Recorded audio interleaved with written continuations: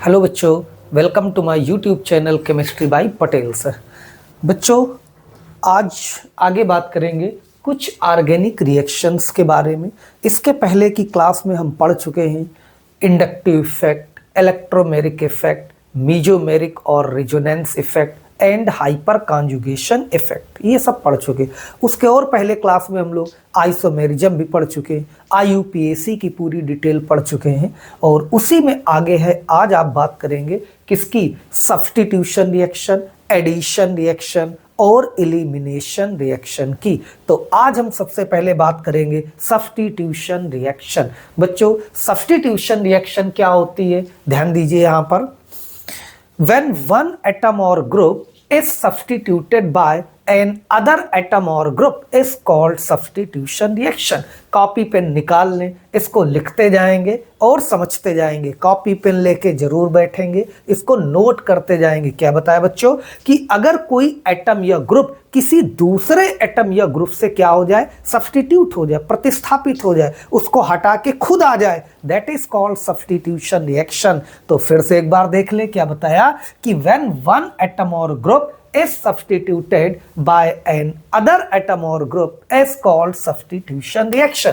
बच्चों, for example ये reaction लिखा हुआ है एनी हैलाइड, ये देखिए यहाँ पर अगर इसकी हम एक्वस KOH या NaOH से रिएक्शन करते हैं तो बनेगा CH3CH2OH और ये KCl।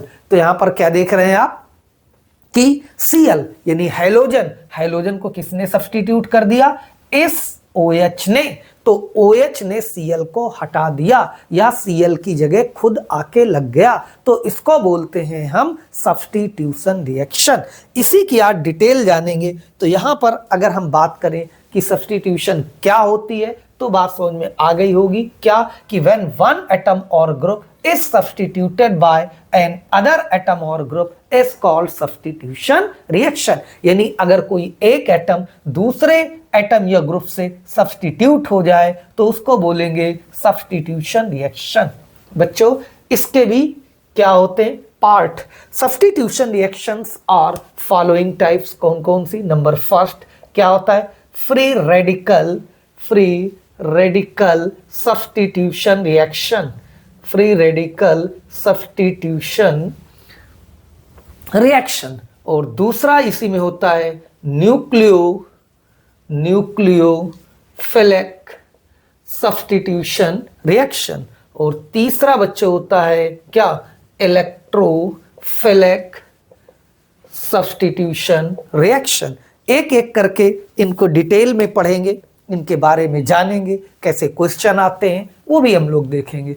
तो अभी देखिए सबसे पहले क्या, फ्री रेडिकल सब्स्टिट्यूशन रिएक्शन। नाम से क्लियर है क्या, अगर कोई एटम या ग्रुप किसी फ्री रेडिकल से सब्स्टिट्यूट होता है, या हम ये कहें उस एटम या ग्रुप को सब्स्टिट्यूट करने वाला, प्रतिस्थापित करने वाला, हटाने वाला क्या है, फ्री रेडिकल है, मुक्त मूलक जिसको बोलते थे, तो ये होगा आपका फ्री रेडिकल सब्स्टिट्यूशन रिएक्शन। फिर से ध्यान दीजिए, तो हम क्या कह सकते हैं कि व्हेन वन एटम और group is substituted by a free radical is called free radical substitution reaction। बच्चों, जैसे आपने पढ़ा होगा एल्केन में बहुत कॉमन रिएक्शन थी, क्या, एल्केन मीथेन है। इसकी रिएक्शन हम क्या कर दे, chlorination in presence of sunlight या अल्ट्रावायलेट रेज। तो देखते थे आप यहाँ पर एक एक करके H क्या होगा, सब्स्टिट्यूट होगा। यहाँ पर फाइनली एक H हटता जाएगा और एक Cl आके लगता जाएगा, तो ऐसे करके फाइनली हमें मिल जाता था CCl4। यानी इसके मीथेन के चारों हाइड्रोजन क्लोरीन से क्या हो जाते थे, सब्स्टिट्यूट हो जाते थे। अगर हम बात करें कि ये कैसी रिएक्शन है, इसकी मैकेनिज्म में जाना चाहेंगे, तो बच्चों ये फ्री रेडिकल सब्स्टिट्यूशन रिएक्शन होती है। क्यों, क्योंकि यहाँ पर देखिए अगर इसकी मैकेनिज्म पे जाते हैं तो सबसे पहले यहाँ पर क्या होगा, अल्ट्रावायलेट रेज या सनलाइट की प्रेजेंस में ये आपका होमोलिटिक बॉन्ड फिजन, और होमोलिटिक बॉन्ड फिजन से क्या होता था, फ्री रेडिकल्स मिलते थे, तो ये बन गया क्लोरीन फ्री रेडिकल। फिर नेक्स्ट ये इस एल्केन यानी मीथेन पे यहाँ पर फिर देखिए अटैक करेगा और ये फिर होमोलिटिक बॉन्ड फिजन होगा तो ये H फ्री रेडिकल निकलेगा और CH3 फ्री रेडिकल, इसका जो ऑड इलेक्ट्रॉन आएगा इसके अनपेयर्ड इलेक्ट्रॉन से ये बॉन्ड बना देगा और इस तरह से ये अलग हो जाएगा। तो यहाँ पर H को हटाने वाला कौन है? फ्री रेडिकल है, इसलिए इसको कहेंगे फ्री रेडिकल सब्स्टिट्यूशन रिएक्शन। तो ये होती बच्चों फ्री रेडिकल सब्स्टिट्यूशन रिएक्शन, यानी अगर कोई एटम या ग्रुप किसी फ्री रेडिकल से सब्स्टिट्यूट हो जाए तो उसको बोलेंगे फ्री रेडिकल सब्स्टिट्यूशन रिएक्शन। चलिए आइए बात करते हैं नेक्स्ट वेरी इंपॉर्टेंट, क्या? Nucleophilic substitution reaction. क्या है बच्चों? Nucleophilic substitution reaction. अगर बात करें क्या कोई एटम या ग्रुप किसी न्यूक्लियोफाइल से सब्स्टिट्यूट होता है या उसको सब्स्टिट्यूट करने वाला न्यूक्लियोफाइल है तो बच्चों उसको बोलेंगे न्यूक्लियोफिलिक सब्स्टिट्यूशन रिएक्शन। देखिए यहां पर तो क्या लिखेंगे? व्हेन वन एटम और group is substituted by a nucleophile is called क्या? Nucleophilic substitution reaction. ये देखिए हमने लिया हुआ कोई भी हैलाइड है और इसकी रिएक्शन क्या होगा? OH आ जाएगा और ये Cl क्या हो जाएगा? सब्स्टिट्यूट हो जाएगा। तो यहां पर देखिए ये इलेक्ट्रोफाइल होता है, ये न्यूक्लियोफाइल होता है। इसके पहले हम आपको बता चुके हैं कि इलेक्ट्रोफाइल क्या होते हैं और न्यूक्लियोफाइल क्या होते हैं। बच्चों इलेक्ट्रोफाइल मींस इलेक्ट्रॉन लविंग होते हैं, ठीक है, ये इलेक्ट्रोफाइल होते हैं। और न्यूक्लियोफाइल जो न्यूक्लियस लविंग होते हैं, यानी जो पॉजिटिव सेंटर की ओर अटैक करते हैं, दैट इज कॉल्ड न्यूक्लियोफाइल। तो यहां पर इस Cl को हटाने वाला कौन है? न्यूक्लियोफाइल है, इसलिए ये लिखी हुई है न्यूक्लियोफिलिक सब्स्टिट्यूशन रिएक्शन। चलिए अब यहां पर आगे फिर बात करें तो जो न्यूक्लियोफिलिक सब्स्टिट्यूशन रिएक्शन है वो भी आपकी दो तरह की होती है, two types, that is SN1 and SN2 reaction. देखिए बच्चों SN1 एंड SN2 रिएक्शन ये है। तो यहां पर ये इंपॉर्टेंट है SN1 और SN2। पहले थोड़ा सा दोनों में कंपैरिजन कर लेते हैं, फिर एक एक करके पूरी डिटेल इनकी समझेंगे। देखिए SN1 का मतलब होता है बच्चों न्यूक्लियोफिलिक सब्स्टिट्यूशन यूनिमॉलिक्यूलर। क्या होता है? Nucleophilic substitution unimolecular. और SN2 का मतलब होता है न्यूक्लियोफिलिक सब्स्टिट्यूशन बाइमॉलिक्यूलर। या हम ये कहें कि इस SN1 रिएक्शन की जो ऑर्डर ऑफ रिएक्शन होगा वो 1 होगा। कैसे होगा वो आपको आगे इसकी मैकेनिज्म में बताएंगे। जबकि SN2 रिएक्शन का जो ऑर्डर ऑफ रिएक्शन होगा वो 2 होगा। ये पहली बात। तो दूसरा SN1 रिएक्शन की जो मैकेनिज्म होती है बच्चों वो 2 स्टेप में होती है और यहां पर इंटरमीडिएट कार्बोकेटायन फॉर्म होता है। ध्यान दीजिए क्या नोट करेंगे? नोट करें कि SN1 रिएक्शन की जो मैकेनिज्म है क्या? That is 2 step mechanism. ध्यान दीजिए ये 2 स्टेप मैकेनिज्म है और इसमें इंटरमीडिएट कार्बोकेटायन फॉर्म होगा। अगर बात की जाए SN2 की तो SN2 की मैकेनिज्म बच्चों सिंगल स्टेप मैकेनिज्म होती है और ये कैसे होती है? Via transition state. यहां पर कोई भी इंटरमीडिएट आपका फॉर्म नहीं होगा। ये कैसे होगी? वाया ट्रांजिशन स्टेट होगी। ट्रांजिशन स्टेट क्या है ये भी आपको आगे बताएंगे। तो ये तो बात हो गई SN1 और SN2 की। हाँ SN1 में जो प्रोडक्ट बनेगा वहां पर 50% रिटेंशन और 50% इन्वर्जन ऑफ कॉन्फ़िगरेशन होगा, वो भी आगे डिटेल देखेंगे। जबकि SN2 में 100% इन्वर्जन ऑफ कॉन्फ़िगरेशन होता है, 100% इन्वर्ट कंपाउंड बनेगा। और अगर बात करें हैलाइड की तो SN1 में जो ऑर्डर होता है प्राइमरी, सेकेंडरी, टर्सरी, यानी टर्सरी हैलाइड में सबसे आसानी से या सबसे जल्दी रिएक्शन होगी। जबकि SN2 का ऑर्डर रिवर्स होता है, टर्सरी, सेकेंडरी, प्राइमरी, यानी प्राइमरी हैलाइड में SN2 रिएक्शन सबसे आसानी से होगी। और क्या है? जो SN1 रिएक्शन है यहां पर वीक न्यूक्लियोफाइल अटैक करता है या वीक न्यूक्लियोफाइल होता है, जबकि SN2 में बच्चों स्ट्रॉन्ग न्यूक्लियोफाइल होता है। स्ट्रॉन्ग न्यूक्लियोफाइल काम करेगा। SN1 रिएक्शन ये पोलर और प्रोटिक सॉल्वेंट में होती है, जबकि SN2 रिएक्शन पोलर और अप्रोटिक सॉल्वेंट की प्रेजेंस में होगी। तो ये कुछ थे डिफरेंसेस, इनको एक एक करके डिटेल में जानेंगे। तो सबसे पहले बात करेंगे बच्चों SN1 रिएक्शन की। Write down, nucleophilic substitution unimolecular. SN1 means nucleophilic substitution unimolecular. तो आइए राइट डाउन, इसकी मैकेनिज्म की सबसे पहले बात करेंगे। तो इसकी मैकेनिज्म क्या होती है बच्चों? Write down, it is 2 step mechanism. क्या होता है? It is 2 step mechanism. It is 2 step mechanism. देखिए, आइए बात करते हैं इन स्टेप फर्स्ट क्या होगा? Intermediate carbocation is formed. ये देखिए, यहां पर ये बॉन्ड ब्रेक होगा। ये हमने जनरल में कोई भी हैलाइड लिया है और ये हैलाइड निकल जाएगा, ये कार्बन पे प्लस आ जाएगा। This is carbocation. क्या है? कार्बोकेटाइन। और बताया था हमने कि ये किसकी प्रेजेंस में होगा? Polar protic solvent like water. ये क्या है? Like water. ये पोलर, ये देखिए पोलर कंपाउंड होता है वाटर, और ये प्रोटॉन भी दे सकता है, प्रोटॉन डोनेट कर सकता है, इसलिए ये होगा पोलर प्रोटिक सॉल्वेंट। तो ये करता क्या है? पोलर प्रोटिक सॉल्वेंट इस बॉन्ड को ब्रेक करने में मदद करता है, इस बॉन्ड को तोड़ने में मदद करता है, इसमें हेल्प करता है, कार्बोकेटाइन के फॉर्मेशन में हेल्प करेगा। तो ये पोलर प्रोटिक सॉल्वेंट इस तरह से आपका ये होगा। और स्टेप सेकेंड में फिर से ध्यान दो, स्टेप सेकेंड में क्या होगा? ये जो इंटरमीडिएट कार्बोकेटाइन आपका बना है, यहां पर कोई ना कोई न्यूक्लियोफाइल आके इससे जुड़ जाएगा। ये देखिए इस तरह से यहां पर ये प्लस और ये न्यूक्लियोफाइल बॉन्ड बना देगा।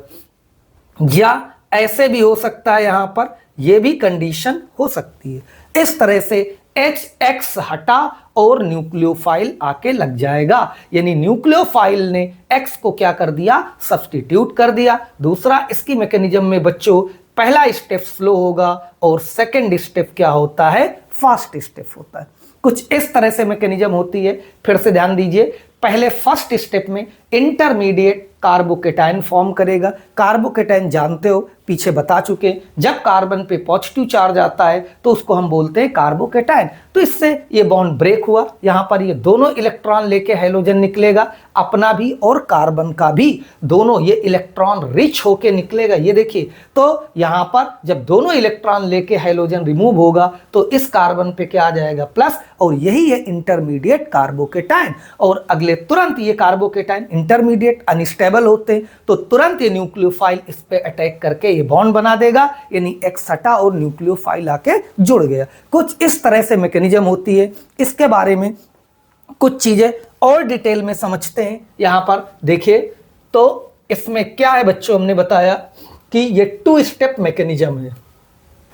दूसरा, ये प्रोटिक सॉल्वेंट क्या करता है ये थोड़ा समझ लो। या पोलर प्रोटिक सॉल्वेंट क्या होता है? जैसे ये वाटर होता है, तो वाटर में पोलराइजेशन, ये देखिए पॉजिटिव निगेटिव क्या होते हैं? पोल्स होते हैं। यहां पर positive negative poles. Oxygen more electronegative, दूसरा ऐसे वाटर होगा, तो यहां भी इस पे पार्शियल निगेटिव पार्शियल पॉजिटिव, ऐसे करके ये बहुत सारे वाटर हैं, पार्शियल पॉजिटिव और पार्शियल निगेटिव, ऐसे करके ये आपके क्या है? सब वाटर प्रेजेंट हैं। तो ये क्या करता है? प्रोटिक सॉल्वेंट या पोलर, ये इस हाइड्रोजन को, जब ये हाइड्रोजन रिमूव होगा तो हाइड्रोजन पे क्या है? Negative charge. तो ये पॉजिटिव इसको क्या कर लेते? चारों तरफ से घेर लेते, ऐसे करके चारों तरफ से इसको घेर लेंगे, इसको पकड़ लेंगे और इसको अलग कर देंगे, ताकि ये दोबारा इससे न जुड़ जाए, दोबारा इससे बॉन्ड ना बना सके। इसलिए ये क्या करेगा? इस हाइड्रोजन को खींच के इसको अपने अंदर कवर करके इसको अलग कर देगा और क्या बना देगा? Intermediate carbocation. और फिर अगले स्टेप में ये न्यूक्लियोफाइल इससे इजीली अटैक कर जाएगा। कुछ इस तरह से इसकी मैकेनिज्म होती है। आइए इसके बारे में कुछ चीजें और जानते हैं। इसका स्क्रीनशॉट ले लें, इसको समझ लें। देखिए क्या है, सबसे पहले बात करेंगे काइनेटिक्स की। किसकी बात करेंगे? काइनेटिक्स की। तो हेडिंग डालेंगे काइनेटिक्स और राइट डाउन उसमें लिखेंगे क्या? It follows first order kinetics because in the rate determining slow step only substrate या हाइलाइट मॉलिक्यूल्स आर प्रेजेंट। तो इसका जो रेट होगा, ये रेट इक्वल के कंसंट्रेशन ऑफ क्या? केवल हाइलाइट मॉलिक्यूल, यानी एक मॉलिक्यूल पे डिपेंड करेगा, इसलिए ये फर्स्ट ऑर्डर काइनेटिक्स होगा। बच्चों यहां पर न्यूक्लियोफाइल कहां प्रेजेंट है? सेकेंड स्टेप में, इसलिए न्यूक्लियोफाइल के कंसंट्रेशन पे इसका जो रेट है वो डिपेंड नहीं करेगा। यहां पर देखिए ये न्यूक्लियोफाइल से कोई मतलब नहीं, केवल हाइलाइट से। अब देखिए ये डिटेल आपने क्लास 12th में चैप्टर केमिकल काइनेटिक्स वहां पर पढ़ेंगे क्या? कि जो रेट डिटरमाइनिंग स्टेप होता है वो क्या होता है? आपका स्लो स्टेप, जिसको बोलते हैं वेग निर्धारक पद। रेट डिटरमाइनिंग स्टेप, कोई भी रिएक्शन है वो कितने भी स्टेप में हो रही है, यहां पर इससे मतलब नहीं, उसमें जो सबसे स्लोएस्ट स्टेप होगा वो होगा रेट डिटरमाइनिंग स्टेप। और उस स्टेप में जितने मॉलिक्यूल के कंसंट्रेशन का इन्फ्लुएंस होगा वही रेट को प्रभावित करेंगे और वही उसका ऑर्डर ऑफ रिएक्शन होता है। बच्चों अब बात आती है कि ये स्लो स्टेप ही क्यों रेट डिटरमाइनिंग स्टेप होता है? तो वेरी सिंपल, जो सबसे स्लो वर्क करेगा उसी पे उसका रेट डिपेंड करेगा। जैसे क्लास में 50 बच्चे बैठे हैं तो वहां पर टीचर के पढ़ाने की स्पीड, उसका रेट उस पे डिपेंड करेगा जो बच्चा सबसे स्लो वर्क कर रहा है। अगर वो काम तेज करने लगे तो रेट ऑफ रिएक्शन या रेट ऑफ जो क्लास का टीचिंग मेथड है वो बढ़ जाएगा। ये होता है। या इस बात को ऐसे समझे कि कोई बहुत बड़ी कंपनी है, उसमें मान लीजिए कोई कार असेंबल्ड होती है और वहां पर डे 100 कार आपकी बनती हैं। कहीं से आपका स्टीयरिंग आई, कहीं से इंजन आया, बॉडी आई, सब पूरा असेंबल्ड करके कार होके 100 कार्स पर डे बन गई। अचानक उसको कहीं से डिमांड मिल गई और उसका टारगेट हो गया कि हमको पर डे 200 यानी 200 कार बनाना है। तो वो क्या करेगा? उसका जो प्रोडक्शन मैनेजर होगा वो क्या करेगा? जो डिपार्टमेंट सबसे स्लो वर्क कर रहा है उसके पास जाएगा। मान लीजिए इंजन बनने में टाइम लग रहा तो वो स्टीयरिंग वाले के पास क्यों जाएगा? कहेगा मेरे पास तो स्टॉक ऑलरेडी है, ले जाइए। तो उसको किससे बात करना पड़ेगा? जो सबसे स्लो वर्क कर रहा। अगर वो 200 इंजन दे देगा तो 200 गाड़ी बन जाएंगी या 200 स्टीयरिंग मिल जाएंगी तो आपको 200 या 200 गाड़ियां बन जाएंगी। तो कुल मिला के बच्चों जो किसी रिएक्शन का रेट होता है वो डिपेंड करता है जो सबसे स्लो स्टेप होता है।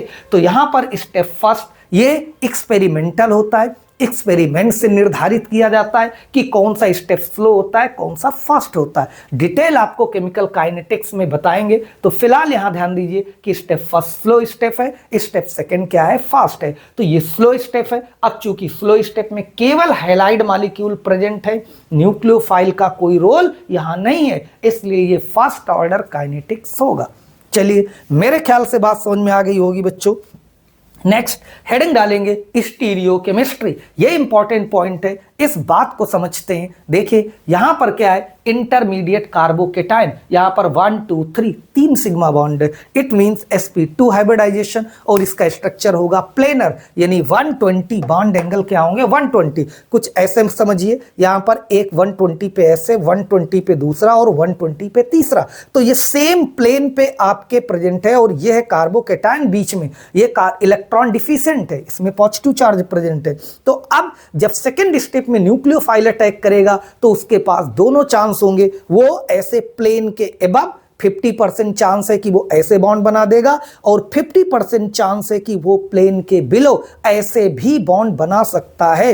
तो इसके पास दोनों रास्ते हैं, यानी 50% रिटेंशन ऑफ कॉन्फ़िगरेशन। रिटेंशन का मतलब वो अपनी पोजीशन को रिटेन करेगा, एक्स हटा और उसी साइड से न्यूक्लियोफाइल आके जुड़ गया। और 50% चांस ये भी है कि अपोजिट साइड से ये न्यूक्लियोफाइल हटा, उसके अपोजिट साइड से यानी इन्वर्जन, तो यहां पर ये इन्वर्ट प्रोडक्ट होगा, इन्वर्जन ऑफ कॉन्फ़िगरेशन भी बना सकता है। यहां पर दोनों पॉसिबिलिटी है। अगर कोई कंपाउंड यहां पर हमने ऑप्टिकली एक्टिव लिया है तो ऑप्टिकली एक्टिव, इसके पहले आपको क्लास में बताया जा चुका है कि जो प्लेन पोलराइज्ड लाइट को क्या करते, रोटेट करते हैं क्लॉकवाइज या फिर एंटी क्लॉकवाइज, बच्चों वो होते हैं ऑप्टिकली एक्टिव कंपाउंड। और उसके लिए हमने बताया था एक आपका कायरल कार्बन होना चाहिए।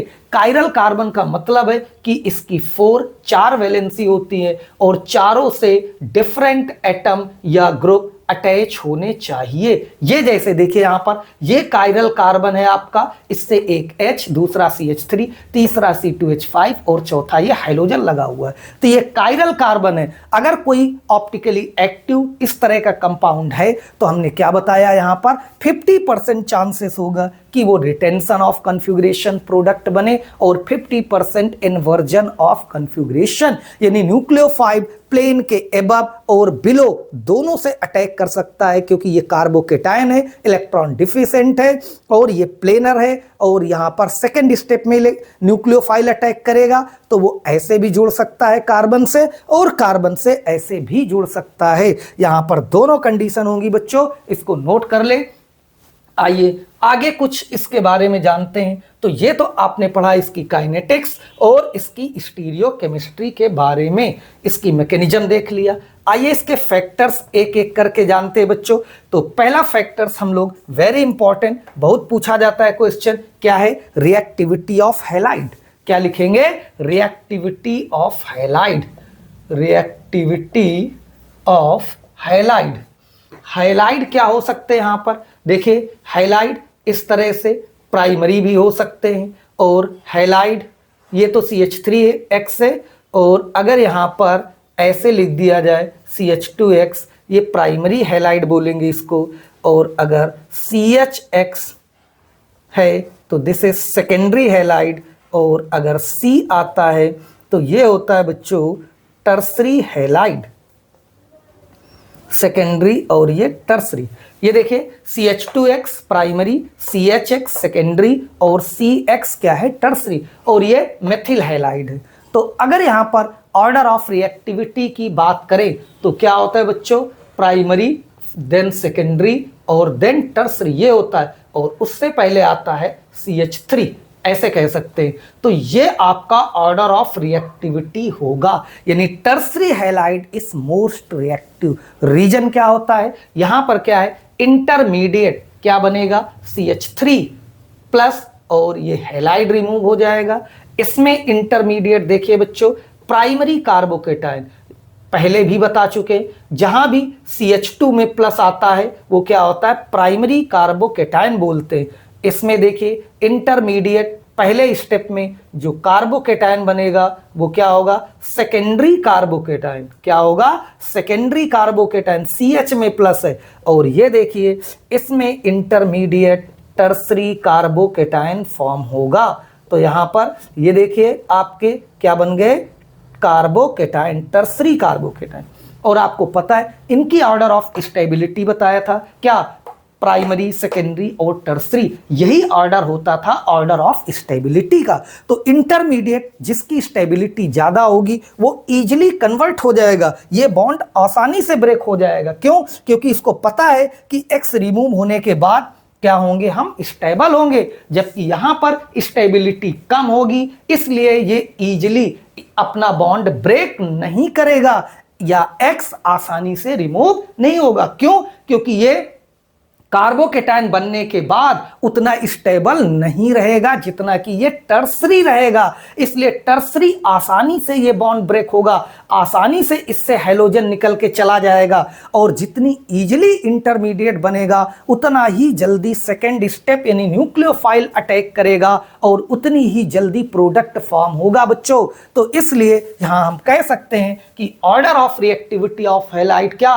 Primary, secondary, tertiary. Tertiary halide is most reactive halide in SN1 reaction because intermediate tertiary carbocation is most stable, क्योंकि यहां पर इंटरमीडिएट टर्सरी कार्बोकेटायन क्या होगा? सबसे ज्यादा स्टेबल होगा। तो ये ध्यान रखिएगा, बहुत इंपॉर्टेंट है। क्या? Order of reactivity of halide. तो ये आपका ऑर्डर है रिएक्टिविटी ऑफ हैलाइड का, इसको नोट कर ले। प्राइमरी सेकेंडरी टर्सरी हैलाइड क्या होते हैं समझ गए होंगे। CH2X प्राइमरी, CHX सेकेंडरी और CX क्या होता है टर्सरी हैलाइड। क्यों टर्सरी हैलाइड की रिएक्टिविटी सबसे ज्यादा है? क्योंकि इंटरमीडिएट टर्सरी हैलाइड में जो टर्सरी कार्बोकेटायन बनेगा क्या होगा? मोस्ट स्टेबल, और जितना स्टेबल इंटरमीडिएट फॉर्म होगा उतनी ज्यादा उसकी रिएक्टिविटी होगी। चलिए नेक्स्ट फैक्टर की बात करते हैं बच्चों। नेक्स्ट फैक्टर है नेचर ऑफ न्यूक्लियोफाइल। क्या है? Nature of nucleophile. तो नेचर ऑफ न्यूक्लियोफाइल की बात करें यहां पर तो देखिए जो न्यूक्लियोफाइल है उसके नेचर या उसके कंसंट्रेशन पे रेट ऑफ रिएक्शन डिपेंड नहीं करेगा। अभी हमने बताया था जो रेट होता है वो केवल किस पे डिपेंड करता है? हाइलाइड पे डिपेंड करेगा, न्यूक्लियोफाइल पे नहीं करेगा। क्यों? इसकी मैकेनिज्म देखी थी, उस मैकेनिज्म में न्यूक्लियोफाइल कहां प्रेजेंट था बच्चों? सेकेंड स्टेप में प्रेजेंट था, इसलिए वो रेट ऑफ रिएक्शन को प्रभावित नहीं करेगा, क्योंकि जो रेट डिटरमाइनिंग स्टेप था वो फर्स्ट स्टेप था, यानी स्लो स्टेप था, और उस फर्स्ट या स्लो स्टेप में केवल हाइलाइड मॉलिक्यूल प्रेजेंट था, इसलिए केवल हाइलाइड के कंसंट्रेशन का रेट ऑफ रिएक्शन पे इन्फ्लुएंस होगा, जबकि न्यूक्लियोफाइल के कंसंट्रेशन का कोई इन्फ्लुएंस नहीं होगा, कोई प्रभाव नहीं होगा। आइए बात करते हैं नेक्स्ट नेचर ऑफ सॉल्वेंट। तो बच्चों यहां पर नेचर ऑफ सॉल्वेंट की बात करें, नेचर ऑफ सॉल्वेंट यहां पर तो अभी अभी हमने बताया था आपको क्या लेना है? Polar protic solvent. Protic solvent यानी SN1 reaction easy takes place in polar protic solvent. यानी पोलर प्रोटिक का मतलब होता है जैसे वाटर है, इसमें प्रोटॉन भी है और पोलर तो है ही, एल्कोहल है आपका, ये इस तरह से एसिड है, ये प्रोटॉन दे सकते हैं। तो जो प्रोटॉन दे सकते हैं उनमें क्या होता है? पोलर प्रोटिक सॉल्वेंट कहलाते। तो वाटर, एल्कोहल आपके और एसिड, ये सब बच्चों पोलर प्रोटिक सॉल्वेंट है। तो SN1 reaction polar protic solvent में आसानी से होगी। अभी पीछे आपको डिटेल बता चुके थे। क्यों? क्योंकि ये यहां पर बॉन्ड को ब्रेक करने में मदद करेगा। ये जो वाटर है आपका इस तरह से पोलर, ये इस तरह से ऐसे करके बहुत सारे वाटर होते हैं, तो ये इस हाइड्रोजन को यहां पर जब ये रिमूव होगा तो इसको क्या कर लेंगे? इसको चारों तरफ से घेर लेंगे, इसको चारों तरफ से इसको पकड़ के अलग कर देंगे। ये काम होता है पोलर प्रोटिक सॉल्वेंट का। आइए बात करते हैं next nature of leaving group. चौथा भी इंपॉर्टेंट पॉइंट है। क्या है बच्चों? Nature of leaving group. Living मतलब जो कार्बन को छोड़कर जा रहा है। इधर देखिए अभी तो हमने केवल यहां X दिखाया था जनरल में, अब ये X देखिए यहां पर कोई भी हाइड्रोजन हो सकता है, फ्लोरीन, क्लोरीन, ब्रोमीन, आयोडीन। तो यहां पर क्या होगा कि नेचर ऑफ क्या? लिविंग ग्रुप किस पे? इसकी रिएक्टिविटी कैसे डिपेंड करेगी? तो वेरी सिंपल है, the order of reactivities note करें, फ्लोरो, फिर क्लोरो, ब्रोमो, और सबसे आसानी से किसमें होगी? आयोडो में। राइट डाउन, सबसे आसानी से किसमें होगी? आयोडो में। रीजन क्या है? Due to very large size of iodine. Iodine का साइज बड़ा होगा, जितना साइज बड़ा होगा ये बॉन्ड उतनी आसानी से ब्रेक होगा, और ये बॉन्ड जितनी आसानी से ब्रेक होगा उतनी आसानी से या इजिली कार्बोकेटायन फॉर्म होगा, और जितनी इजिली कार्बोकेटायन फॉर्म होगा उसकी रिएक्टिविटी उतनी ही ज्यादा होगी बच्चों। इसलिए ये ऑर्डर फॉलो होगा, ध्यान रखना। अगर किसी को दिया जाए एथिल क्लोराइड, किसी को एथिल ब्रोमाइड, किसी को एथिल आयोडाइड, तो SN1 रिएक्शन सबसे आसानी से किसके साथ होगी? जिसको एथिल आयोडाइड दिया गया है या जिसने आयोडाइड चूज किया हुआ है उसकी रिएक्शन आसानी से होगी। रीजन बताया, क्योंकि आयोडीन का साइज बड़ा होता है, इसलिए ये आसानी से ब्रेक हो गए, आसानी से कार्बोकेटायन फॉर्म कर देगा। वैसे यही ऑर्डर SN2 में भी होता है, दोनों में, चाहे SN1 हो चाहे SN2, आयोडीन के साथ ही सबसे ज्यादा या सबसे जल्दी रिएक्शन होगी। SN2 की आगे बात करेंगे। तो यहां तक बात क्लियर हो गई क्या? नेचर ऑफ लिविंग ग्रुप, यानी जो आपका लिविंग ग्रुप हैलोजन लगा हुआ है उसकी रिएक्टिविटी इस ऑर्डर को फॉलो करेगी। तो बच्चों ये तो बात हो गई SN1 रिएक्शन की, और आइए जल्दी से बात कर लेते हैं SN2 रिएक्शन की। SN2 का मतलब नोट करें, न्यूक्लियोफिलिक सब्स्टिट्यूशन बाई मॉलिक्यूलर। क्या है बच्चों? Nucleophilic substitution by molecular. तो आइए बात करते हैं क्या इसकी मैकेनिज्म में, तो देखेंगे क्या, it is single step mechanism. It is single step mechanism, इसकी केवल एक ही स्टेप में बच्चों मैकेनिज्म होगी, जबकि SN1 में क्या था, 2 स्टेप मैकेनिज्म था। वहां पर इंटरमीडिएट कार्बोकेटायन बनता था, यहां पर कोई भी इंटरमीडिएट फॉर्म नहीं होगा। या हम ये कह लें कि SN1 reaction takes place via intermediate state. जो SN1 रिएक्शन है वो किससे? वाया इंटरमीडिएट स्टेट से होती है, जबकि जो SN2 रिएक्शन होती है ये कैसे? Via transition state.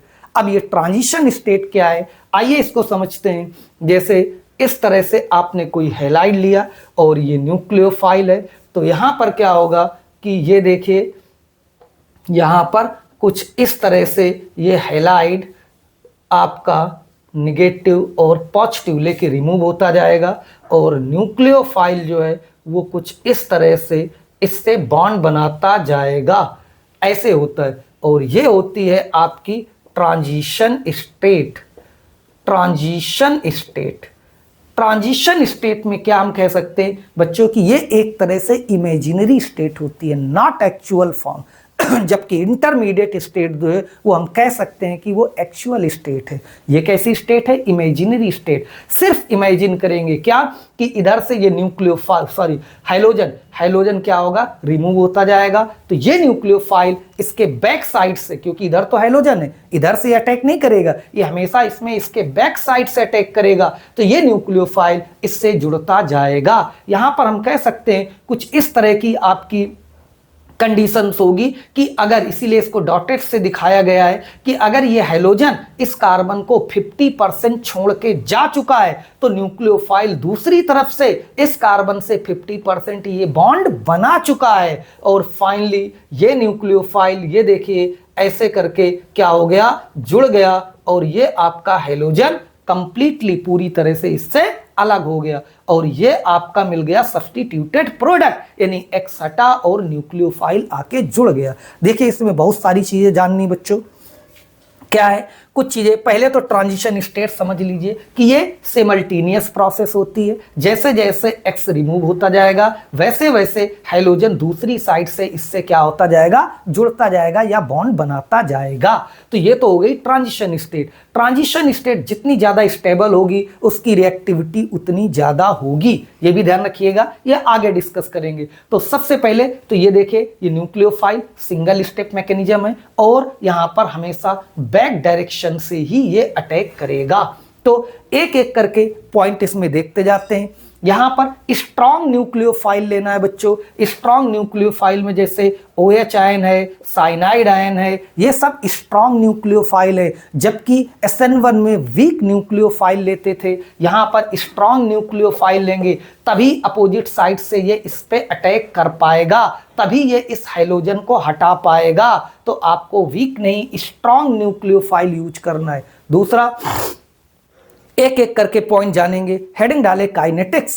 पीछे SN1 में काइनेटिक्स की बात कर चुके हैं कि क्या 1 डिग्री यानी फर्स्ट ऑर्डर रिएक्शन होता था, जबकि यहां पर जो रेट है ये देखिए बच्चों, ये किस पे डिपेंड करेगा? Halide molecule as well as nucleophile, दोनों के कंसंट्रेशन पे इसका रेट डिपेंड करेगा। इसलिए ये कैसी होगी? Second order reaction. ये कैसी होगी बच्चों? सेकंड ऑर्डर रिएक्शन होगी। तो लिख ले, it follows second order reaction. ये सेकंड ऑर्डर रिएक्शन को फॉलो करेगी। क्यों? Because in the rate determining only the step, इसमें एक ही स्टेप है, वही रेट डिटरमाइनिंग स्टेप होगा। तो बोथ सबस्ट्रेट या हैलाइड, इसको सबस्ट्रेट मॉलिक्यूल भी बोलते हैं, तो both substrate and nucleophile are present तो दोनों एक ही स्टेप में प्रेजेंट है, इसलिए दोनों के कंसंट्रेशन का रेट पे प्रभाव होगा। इसीलिए ये कैसी रिएक्शन है, सेकेंड ऑर्डर काइनेटिक्स। तो ये बात ध्यान रखिएगा, फिर से नोट कर लें कि SN1 कैसी थी, फर्स्ट ऑर्डर रिएक्शन, जबकि SN2 बच्चों सेकेंड ऑर्डर रिएक्शन होगी। आगे आइए बात करते हैं। दूसरा पॉइंट यहां पर स्टीरियोकेमिस्ट्री, इंपॉर्टेंट पॉइंट। अगर स्टीरियोकेमिस्ट्री की बात करें तो अभी आपने पढ़ा था SN1 में कि इट फॉलोज 50% इन्वर्जन और 50% रिटेंशन ऑफ कॉन्फ़िगरेशन। तो यहां पर क्या है, it follows 100% inversion of configuration. ये क्या है, इन्वर्जन, 100% इन्वर्जन ऑफ कॉन्फ़िगरेशन। यहां पर देखिए कि ये आपका जो है यहां पर ये कभी भी न्यूक्लियोफाइल इधर से या ऐसे नहीं जुड़ेगा, ये ऑलवेज कहां से अटैक करेगा, इसके बैक साइड से अटैक करेगा, पीछे से। तो ये 100% इन्वर्जन ऑफ कॉन्फ़िगरेशन बनेगा। अगर हम कोई यहां पर इस तरह से ले लें, जैसे ये H लगा हुआ है, ये H लगा हुआ है, ये X है और ये न्यूक्लियोफाइल, तो यहां पर क्या कंपाउंड बनेगा, H और H, ये H कुछ इस तरह से उल्टी दूसरे बैक डायरेक्शन से ये आके अटैक करेगा। अब देखिए यहां पर 100% इन्वर्जन ऑफ कॉन्फ़िगरेशन को फिर से समझ लेते हैं। देखिए SN1 में क्या था, इंटरमीडिएट कार्बोकेटाइन बनता था। क्या बनता था, कार्बोकेटाइन। और न्यूक्लियोफाइल सेकंड स्टेप में अटैक करता था तो उसके पास दोनों ऑप्शन थे, वो कार्बन के प्लेन के एबव ऐसे भी बॉन्ड बना सकता था 50% चांसेस, और 50% चांस थे कि वो ऐसे बॉन्ड बना दे। बट यहां पर ऐसा नहीं, यहां पर क्या है, इंटरमीडिएट कार्बोकेटाइन नहीं बन रहा, ये सिमल्टेनियस प्रोसेस हो रही। तो जैसे जैसे X निकलता जाएगा उसके अपोजिट साइड से पीछे से ये जुड़ता जाएगा। क्यों, जब ये आपका हैलोजन इससे निकलता जाएगा तो ये कार्बन इलेक्ट्रॉन डिफिशिएंट होता जाएगा, यानी इस पे पॉजिटिव चार्ज आता जाएगा और ये न्यूक्लियोफाइल इसीलिए ये बैठे कि जैसे कार्बन कमजोर हो इसमें आक्रमण बोल दो तो तुरंत ये पीछे से जाके आक्रमण बोल देगा। आगे इसकी फोर्स और सब लगी है कोई बात नहीं, लेकिन पीछे जो है वो कमजोर है, वहां पर कम फोर्स तैनात है, इसलिए ये पीछे से मौका देख के उसमें आक्रमण कर देगा और इसके किले में घुस जाएगा। यानी इससे ये क्या करेगा, बॉन्ड बना देगा, ये इसका है। तो ये कभी फ्रंट से आक्रमण नहीं करेगा, फ्रंट से सामने की लड़ाई नहीं लड़ेगा, सामने से ये लड़ाई नहीं लड़ सकता है, ये हमेशा पीछे से लड़ाई लड़ेगा, बैक साइड से आक्रमण करेगा बच्चों। इसलिए हमेशा इसमें 100% इन्वर्जन ऑफ कॉन्फ़िगरेशन बनता है। कुछ ये इसकी कहानी होती है। आगे आइए कुछ इसमें और बात कर लेते हैं। तो राइट डाउन इसके फैक्टर्स की बात करें तो फैक्टर्स में सबसे पहले लिखेंगे रिएक्टिविटी ऑफ क्या, alkyl halide. Write down reactivity of alkyl halide. बच्चों लिखे इसका the order of reactivity, order of reactivity क्या होगा यहां पर, टर्सरी, सेकेंडरी और प्राइमरी जस्ट रिवर्स, यानी प्राइमरी हैलाइड की रिएक्टिविटी क्या होगी, सबसे ज्यादा होगी। क्या है इसका रीजन, ये देखिए अभी यहां पर प्राइमरी का मतलब होता है, यहां पर अभी हमने बताया था कि जिस कार्बन से हैलोजन लगा हुआ है उससे एक कार्बन अटैच है। क्या अटैच है, एक कार्बन, यानी CH3 लगा हुआ है। तो CH2 में आपका हैलोजन आता है तो प्राइमरी, और इस तरह से अगर CH3 लगा है इससे 2 तो CHX हो जाएगा और ये हो जाएगा सेकेंडरी हैलाइड। इसी तरह से ये हो जाएगा आपका टर्सरी हैलाइड। ये देखिए प्राइमरी, सेकेंडरी, टर्सरी हैलाइड लिखे हुए हैं। क्या होता है यहाँ पर बच्चों, इसकी रिएक्टिविटी प्राइमरी की क्यों ज्यादा होती, लिख सकते हैं due to maximum steric hindrance in tertiary halide. Steric effect या स्टेरिक हिंड्रेंस, तो टर्सरी हैलाइड में स्टेरिक हिंड्रेंस सबसे ज्यादा होगा। स्टेरिक हिंड्रेंस मीन, हिंड्रेंस का मतलब होता है रुकावट। क्या मतलब होता है, रुकावट। और स्टेरिक यानी यहां पर कि बल्कि ग्रुप, जितने ज्यादा बल्कि ग्रुप प्रेजेंट होंगे उतना ज्यादा हिंड्रेंस क्रिएट होगा, यानी न्यूक्लियोफाइल बैक साइड से अटैक करने में उतनी ही उसको मुश्किल होगी। और ये स्टेरिक हिंड्रेंस सबसे कम किसमें होता है, बोलो प्राइमरी में। ये देखिए ये हाइड्रोजन लगे हुए, इसको ऐसे समझ लेते हैं, यहां पर देखिए ये CH2X यानी प्राइमरी हैलाइड है, तो ये कार्बन क्या होगा, यहां पर ये कार्बन इस तरह से पार्शियल पॉजिटिव, और इससे ये दो हाइड्रोजन लगे हैं, ये हाइड्रोजन ऐसे दिखा देते हैं, ये हाइड्रोजन, और ये तुम्हारा प्राइमरी हैलाइड है। टर्सरी में क्या होगा बच्चों, ये देखिए 3 CH3 ग्रुप लगे हुए हैं और ये आपका पार्शियल नेगेटिव पॉजिटिव, कुछ ये कंडीशन है आपकी।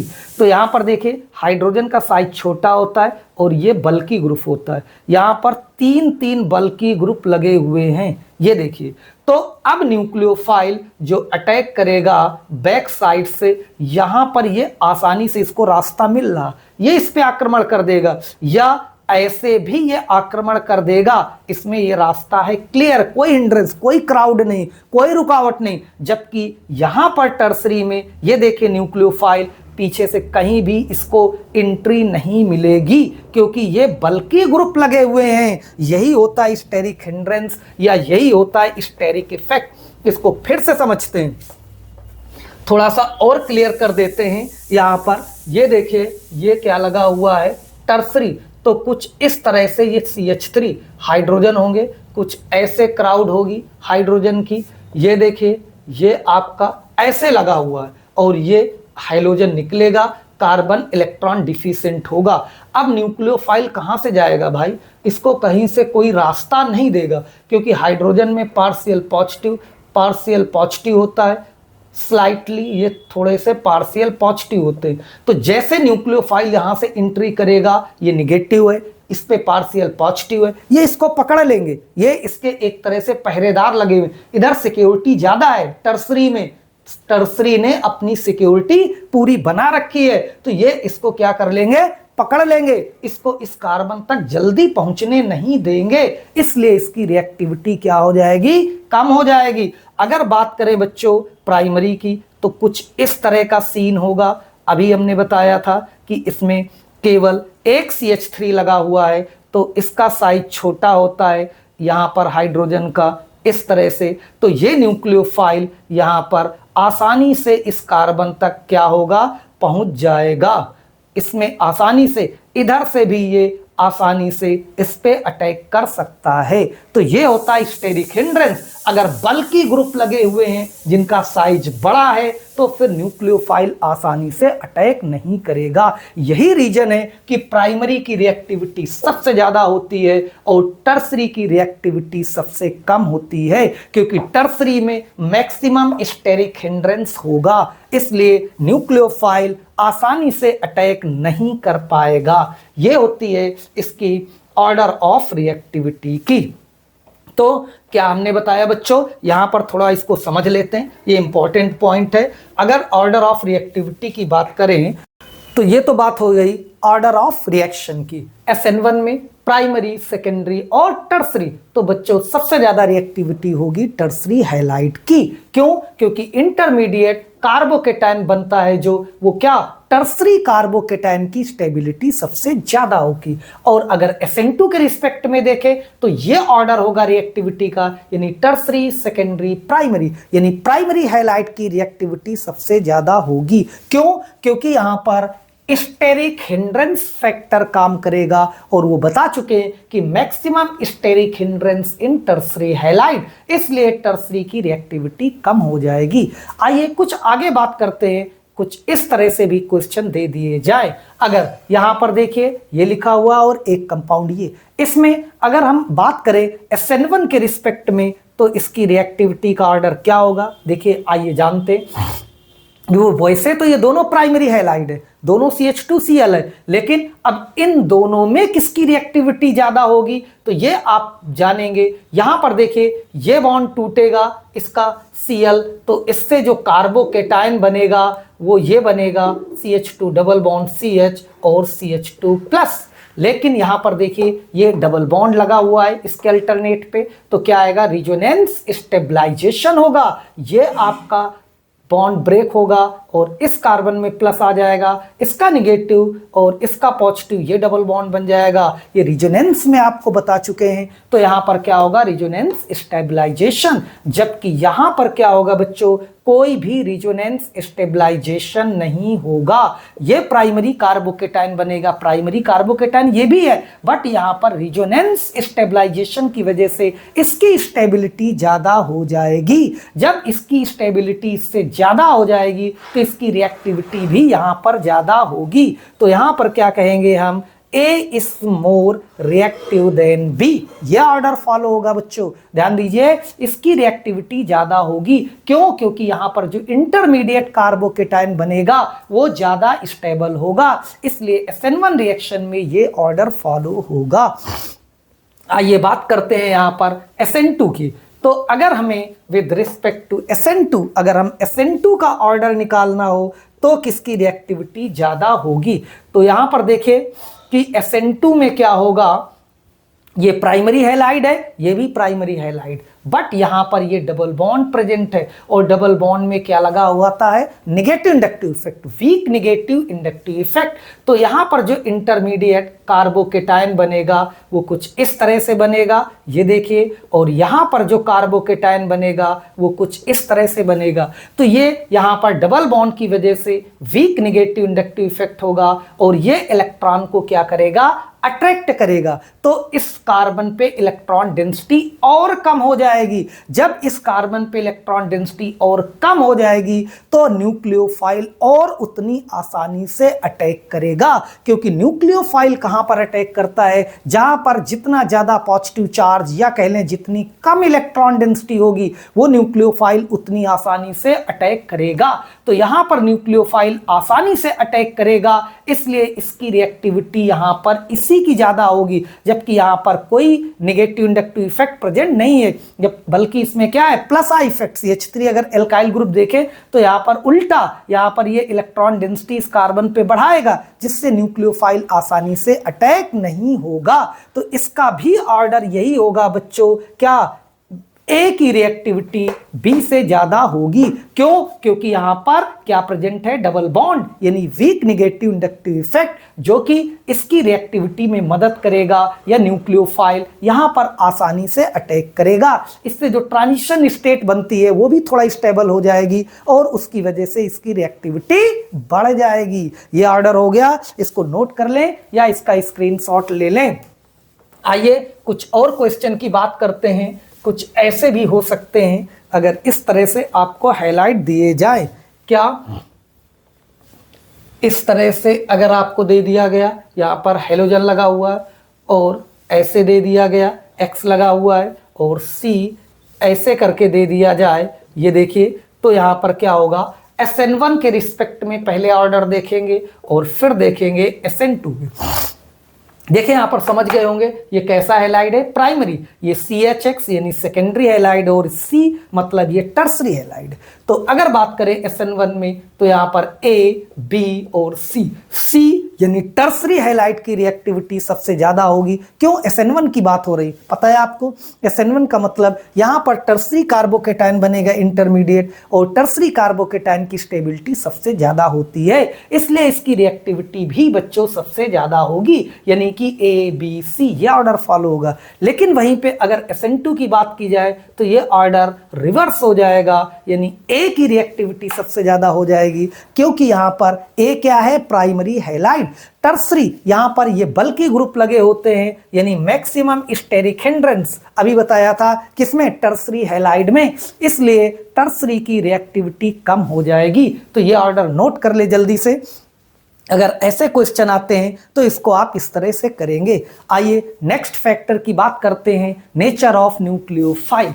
तो बच्चों नेचर ऑफ न्यूक्लियोफाइल की अगर बात की जाए तो SN1 में आपने क्या लिखा था कि वहां पर न्यूक्लियोफाइल का कोई इन्फ्लुएंस नहीं था, क्योंकि न्यूक्लियोफाइल वहां पर कहां प्रेजेंट था, सेकेंड स्टेप में, इसलिए केवल वहां पर क्या था कि रिएक्टिविटी किस पे डिपेंड करती थी, हाइलाइड मॉलिक्यूल पे, जो उसका रेट था वो हाइलाइड पे डिपेंड करता था। लेकिन इसकी मैकेनिज्म में न्यूक्लियोफाइल और हाइलाइड दोनों एक ही स्टेप में प्रेजेंट है और वही रेट डिटरमाइनिंग स्टेप है। तो यहां पर इसका रेट हाइलाइड और न्यूक्लियोफाइल दोनों पे प्रेजेंट या दोनों पे डिपेंड करेगा, इसलिए न्यूक्लियोफाइल के कंसंट्रेशन का रेट पे यहां पर इंफ्लुएंस होगा या इसका कंसंट्रेशन इस रिएक्शन रिएक्शन के रेट को प्रभावित करेगा। यहां पर क्या कह सकते हैं, ग्रेटर या higher the concentration of nucleophile higher is the reactivity. क्या होगा बच्चों, जितना ज्यादा न्यूक्लियोफाइल का कंसंट्रेशन होगा उतनी ज्यादा वहां पर रिएक्टिविटी होगी।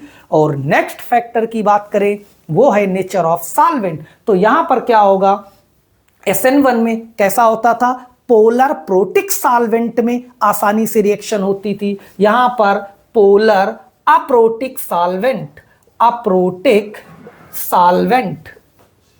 यानी हम कह सकते हैं SN2 reaction easy takes place in polar aprotic solvent. देखिए पोलर अप्रोटिक सॉल्वेंट क्या होते हैं बच्चों, जैसे एसीटोन, ये कंपाउंड क्या है, पोलर तो है, ये देखिए due to difference of electronegativity, but यहां पर इसके पास कोई प्रोटॉन नहीं है, इस ऑक्सीजन के पास कोई भी H नहीं, यानी इसको देने के लिए यानी ये किसी को प्रोटॉन नहीं दे सकता है, इसके पास प्रोटॉन नहीं है, तो ये पोलर है लेकिन अप्रोटिक क्योंकि प्रोटॉन नहीं है। एसीटोन या ईथर, इस तरह से ईथर भी क्या होता है, पोलर। क्या होता है बच्चों, यहां पर ये भी पोलर होता है, तो यहां पर भी देखिए कोई प्रोटॉन नहीं है, तो ये ऐसे सॉल्वेंट कहलाते हैं पोलर अप्रोटिक सॉल्वेंट। तो ये SN2 reaction easy takes place in polar aprotic solvent. चलिए और लास्ट फैक्टर की बात कर लेते हैं, nature of leaving group.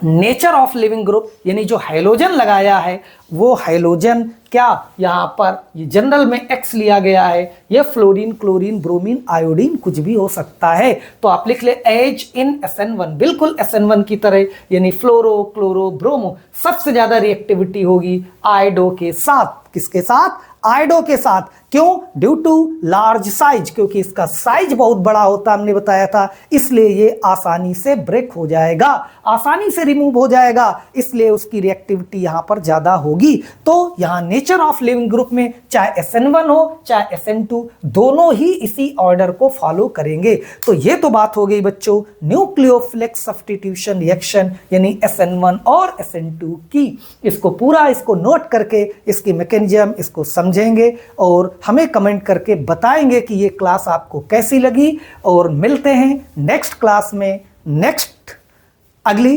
Electrophilic substitution reaction के साथ। तो यहां तक आप करेंगे। Okay bye.